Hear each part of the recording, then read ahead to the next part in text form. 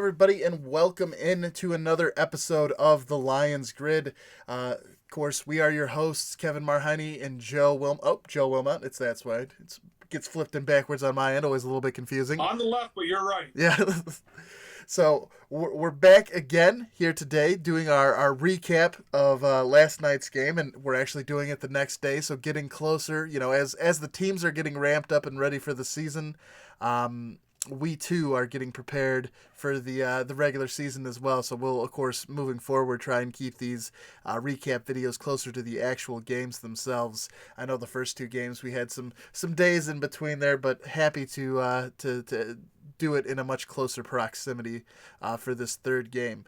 So Joe, obviously, if we just look at the base stats from the game, 24-20, the Buffalo Bills hand us our third loss of the preseason.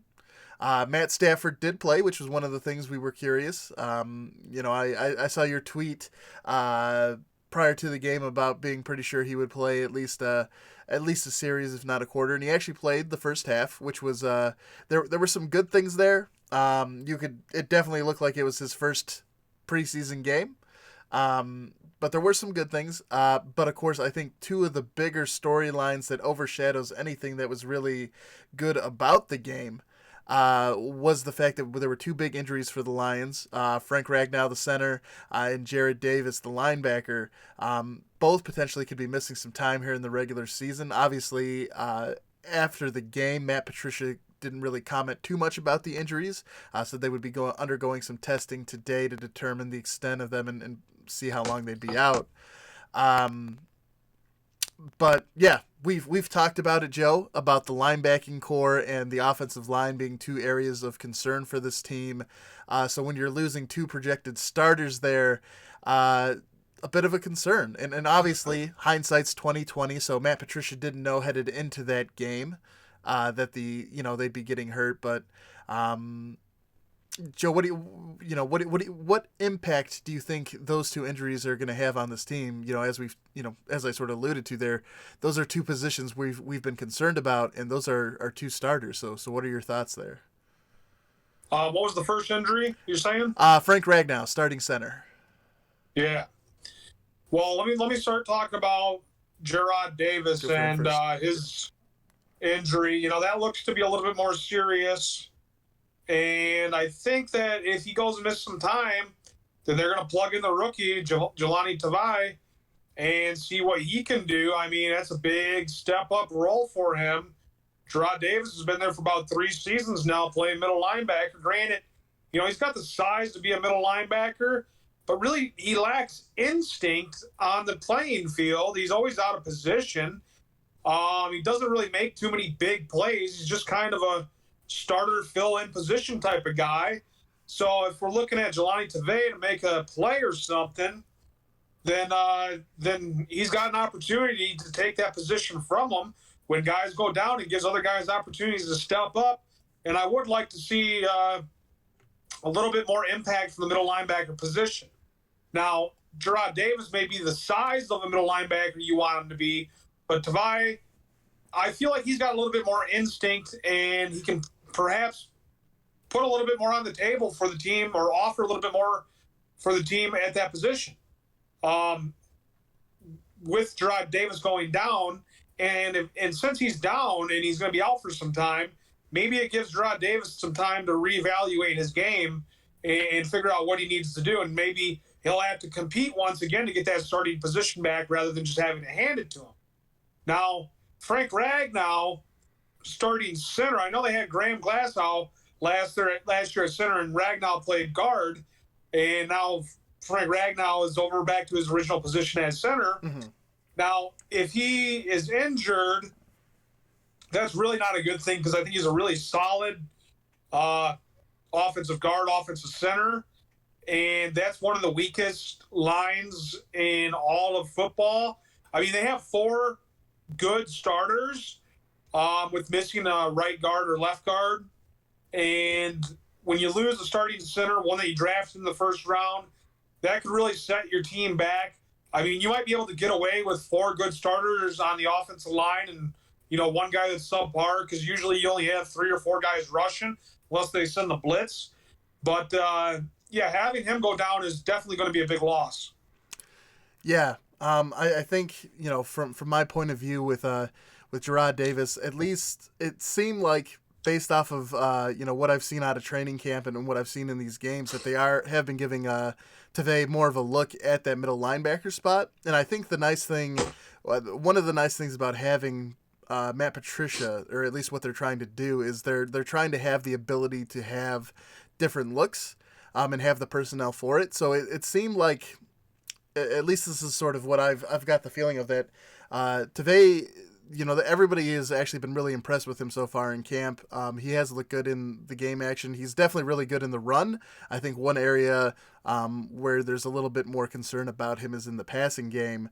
But it seemed like he was going to potentially usurp the starting middle linebacker spot anyways, and Jarrad Davis might get moved over to like the weak side linebacker. Which is fine. Obviously there's not a whole lot of depth for the Lions at the linebacker spot. So I think, Tavay will be able to step up, and I think we'll be fine there. The concern, I think, is more so, it was already a position where we're light on players. So depending on how long he's out, it could leave us with a pretty depleted linebacking core that was already kind of on life support as it is. So we'll have to see how that goes. And you're right, Frank Ragnow is one of our better linemen, whether he's playing guard or center. The guard position, we're already having some question marks about who is going to be the starting left guard. Now the right guard's going to be in flux too, potentially, depending on how long Ragnow's out, with Glasgow having to move back to center. So, I think one of the things for offensive lines to be very successful during the season, a big thing is consistency. And so you're already going to be starting out the season potentially with a inconsistency by having, one of your starters out. So there's definitely potential for that to cause some issues here in the early part of the season for the Lions. But again, they're going to be running the tests today. We should be learning more about, their status moving forward this week. Right now, I think you're right. The Davis injury, just taking a look at, they both didn't seem to want to be putting weight on their, they were both leg injuries. They were both keeping weight off the injured legs. But Davis had to be carted off ultimately. So, it definitely looked like his injury was the more serious of the two, but I guess we'll find out more here this week about, what we can expect in terms of timelines for their returns. So, I was talking in the episode yesterday about what I wanted to see from the Lions for it to be considered a success, and one of the things I wanted was, at the time that Matt Stafford and the starters came out, I wanted them to be ahead of the Bills. So, obviously Matt Stafford played up until the end of halftime, and the score then was 14-13. So they were close. They were on the cusp. They were almost there. And really, I think the thing that was the most disappointing for me in the first half, there was that interception that got called back because of the roughing the passer play, which was it was a questionable roughing the passer play. But if you look at the rest of that drive, there were a couple other penalties that happened. There was the late hit on the out of bounds, or where the receiver was going out of bounds and the Lions player came over and hit him late, and we got another flag to keep the drive alive. There's that old saying about, it's just the same old Lions. The Lions will find ways to lose games whenever possible. They just find ways. And that drive felt reminiscent of that to me. Like they had stepped up, they made an interception, the defense was looking good, and just that old Lions bad juju. They got that pass, or that roughing the quarterback penalty, and it just, the game could have been much different because they would have turned the ball over inside the Bills' territory, and at least hopefully the Lions would have been walking out of there with a field goal. The game could have been much different, and they could have actually been up at the at halftime. But it seems like the Lions did that classic Lions move and found a way to sabotage themselves there. Joe, I know you weren't extremely happy with the play this week, but what did you think about that first half from the Lions starters? Thought it was weak. Poor effort. Not executing the offense. maybe a few good plays, not giving starters enough play time to really get into a rhythm. I think that they don't look like they're a team right now. It just looks like it's preseason. Everybody's being evaluated. I mean, I don't know how you can go from the dress rehearsal to where you want to see, where your team's at and see where they're stacking up against, starting competition, to still evaluating people in that first half to see where they're going to fit onto your team. You want to see how far you've come during your training camp, your practices and everything. And if that's where they're at, if they're still evaluating these players during the starting, dress rehearsal, and they looked as terrible as they did, then they got a long ways to go before the starting game. Yeah, I think that's a fair point. There are definitely some struggles out there, and obviously with a new offense, that's not something that is, I guess, to be considered out of the ordinary. It's definitely going to take some time for them to get on the same page with everything and get the ball rolling. And I guess that's what preseason games are partially for, is to help that. So we'll have to see. Obviously, we're starting off the season against the Arizona Cardinals, who are going to be, a team where I think we definitely have a chance and should be considered the favorites to win there. But it's going to be interesting because so far through the preseason, we've talked about it. We haven't got a full look at what the offense is going to look like. There's definitely some question marks, and it's really hard at this time to project what you're going to see from the Lions throughout the season. So, yeah, I don't necessarily think that this Game 3 gave us a whole lot of answers. It was nice to see Stafford out there.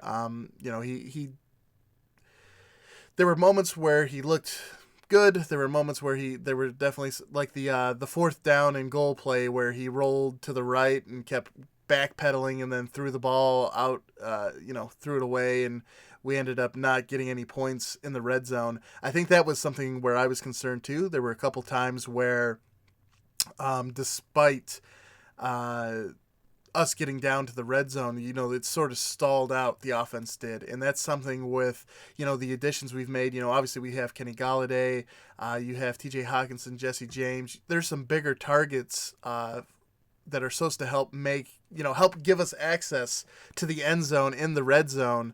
And we just weren't able to put the ball into the end zone at all.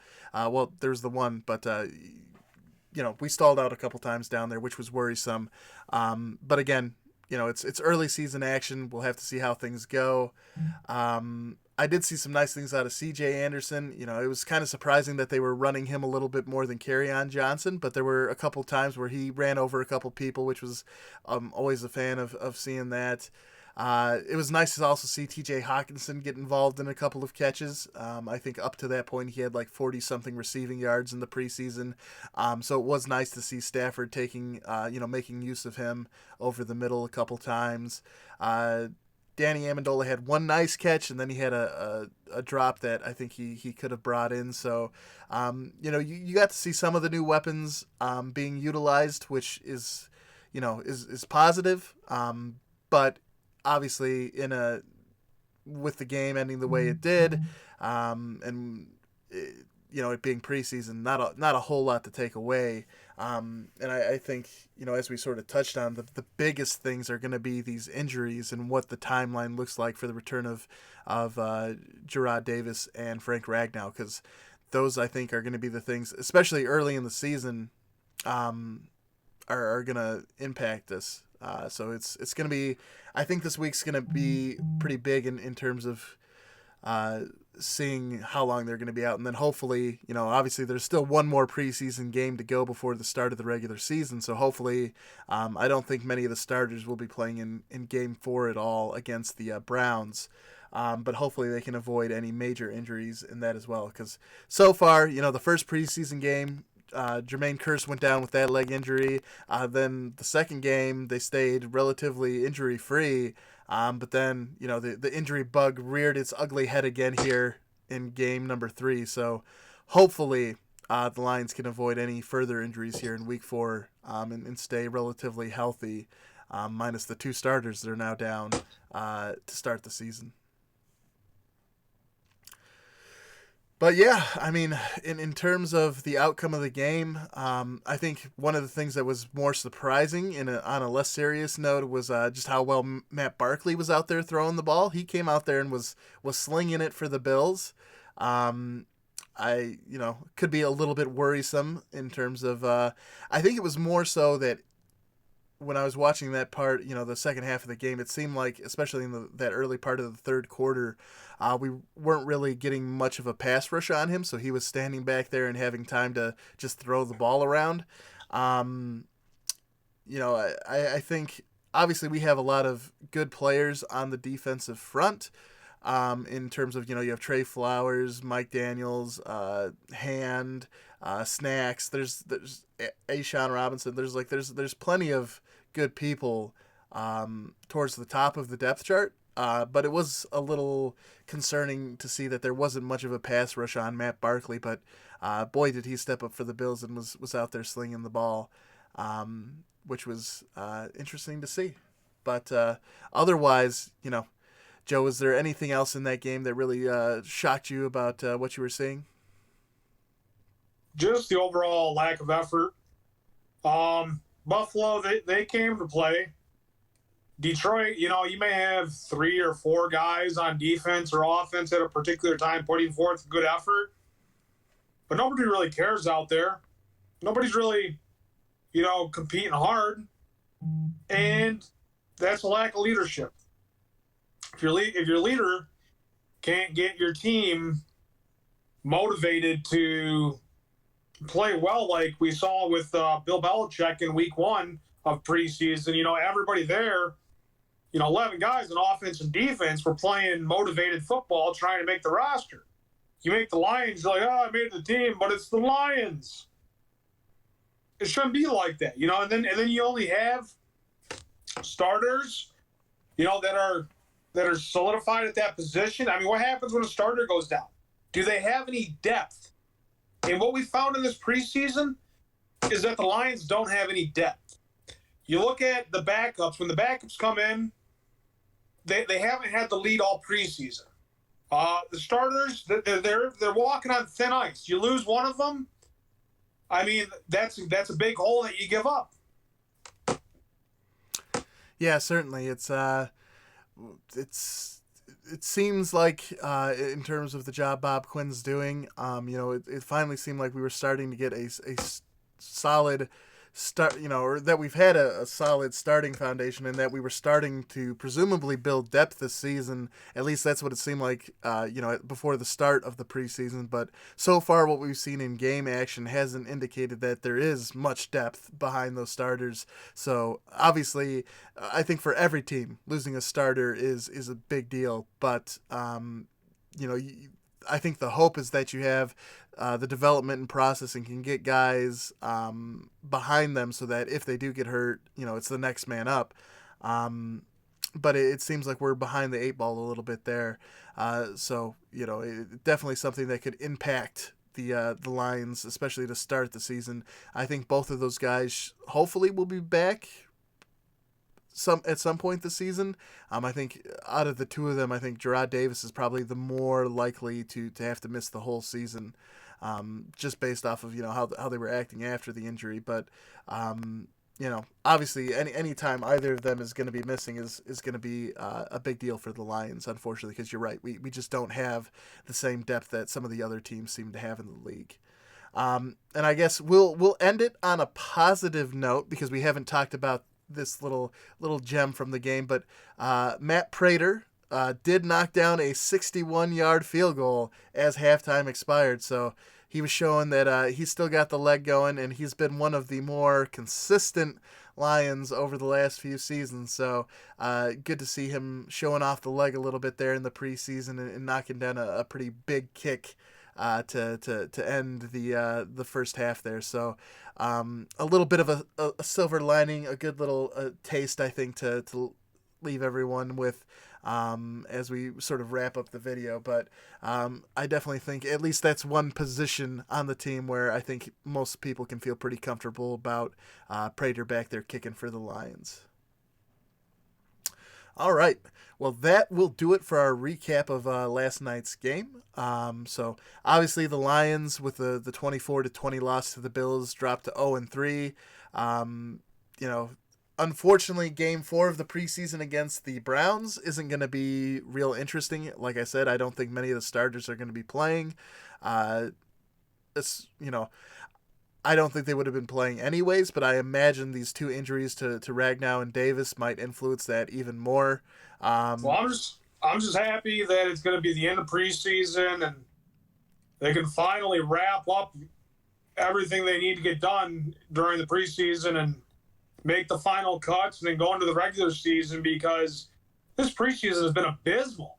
You think of all the things they have to work on, and it's everything. They're missing the rushing game, the passing game, drops, fumbles. Defense have been good at getting turnovers.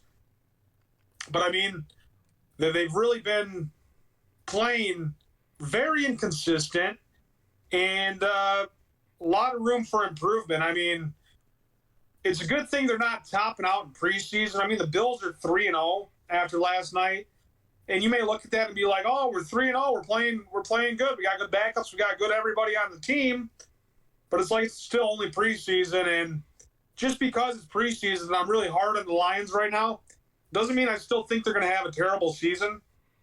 Like I said in our beginning episodes, that they could win the division, they could make a playoff run. Those things are still possible. The year they went 4-0 in preseason, they went 0-16, so Don't take the preseason too seriously. It doesn't mean anything, but hopefully he just has his guys prepared, his players prepared for the regular season when that time comes around. Yeah, that's a great point. I think you don't want to take the preseason too seriously. Obviously, for the point or for the purposes of the show, we unfortunately have to evaluate what we're seeing in these games because that's what we're here commenting on. So, I don't necessarily think you're being overly harsh on the Lions. I think you're being a pretty good fair judge on them. But yeah, definitely, of course, with it being the preseason, there's a long way to go in the season. A lot can happen. And to your point, hopefully with the start of the season and the games actually meaning something, hopefully you'll see, the Lions turn it on a little bit here and coming out and playing with a little bit more passion. And hopefully that's something they can turn on because, there's definitely, I guess, two schools of thought where it is something that you can turn on. Other people want you to, to practice like you play because that's it's not necessarily easy to turn that on. So we'll see. Well, hopefully when they come out against the Cardinals, they'll look sharp because, I think last season they went 0-4 in the preseason, which, we have a chance of doing again here. Again, the overall record doesn't really matter too much, but they went 0-4 and then they came out. For a brief second, it seemed like they were going to come out hot against the Jets, and then by the end of that game, they fell flat. Hopefully that isn't a repeat this year. You get through the preseason, whatever the record is, it doesn't really matter. But that first game against the Cardinals, I want to see them coming out with that passion, and hopefully they can do that because, as you mentioned, they haven't looked super energized here in the first 3 weeks of the preseason. So hopefully Matt Patricia and everybody is ready to go come game one because we're definitely going to want to see it. All right. Well, as always, we just want to thank everybody for tuning in. Again, if you enjoyed the show, please do help the channel grow. Go ahead and hit the like button on this video and also hit that subscribe button. Want to thank everybody who's been supporting us so far. It means a lot to us. And of course, it has a big impact on growing the channel and things like that. So we are very much appreciative of your support and hope that if you enjoyed the show, will consider doing so. But yeah, that will do it for today's episode. We'll be back for the next episode, just doing a preview of the game against Cleveland. Might be a pretty quick video because again, there won't be a whole lot with the starters sitting out, but it'll give us a chance to talk about the updates and developments with both Jarrad Davis and Frank Ragnow. And so that we'll talk about where they're at once their statuses are known, and also just talk about the game. And then it's getting exciting. The season's almost here, but one will have to suffer through what might be one snoozer of a preseason game. But then it'll be go time. So, I'm Kevin Marheine. He's Joe Wilmot. Thank you for tuning into the Lions Grid. We'll see you back for the next video. Bye-bye.